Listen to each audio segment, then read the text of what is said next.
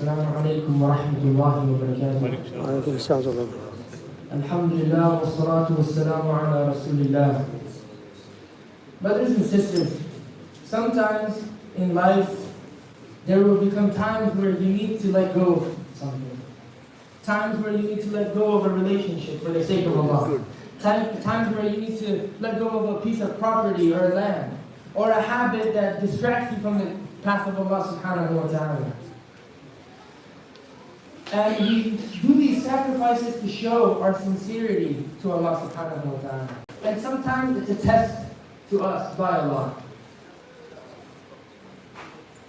How many of us have heard the story of Prophet Ibrahim alayhi salam?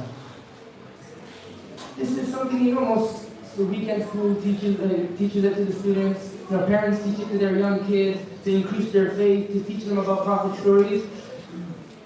But one of the stories one of the tests that Ibrahim alayhi salam was given was to go out there, and it's mentioned in the Quran. I will recite the verse. قال يا بني إني أرى في المنام أني أذبحك. Ibrahim said, "Oh my dear son, I have seen in a dream that I must sacrifice you." And then the next part of the verse says, فَانْظُرْ مَاذَا تَرَى. So tell me what you think. He asks his son, "Tell me what you think." And then his son says, "Ya abati fa'al ma tu'mar." "Oh my dear father, do as you are commanded." Now what you notice here, he does not question. He doesn't even question his father. He's like, "Why? Or why has he chosen me out of all people?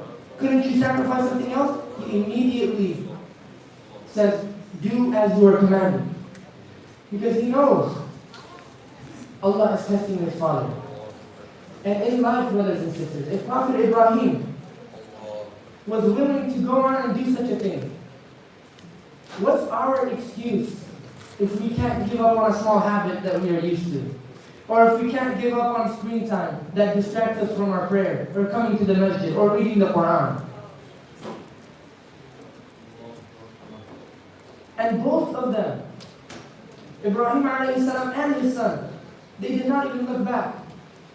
They were ready to do what Allah commanded them to do. And then as we learn in the story, what happens after? Allah replaces his son with a goat. And today as well, that is an example for us. When we go Hajj or Eid al-Adha, we do the Udhiyah or the Qurbani.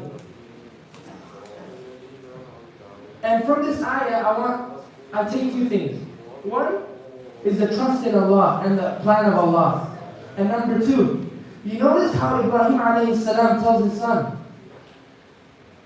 "Let me know what you think." He just doesn't say, "Just come with me, I'll take you and let me do something," or "I need to do something. You need to come with me." He asks him what he thinks. And it's important because some parents, they just say, "I'm the dad, I'm the mom, I make the decision." Doesn't matter what they think. But Ismail alayhi salam was consulted by his father.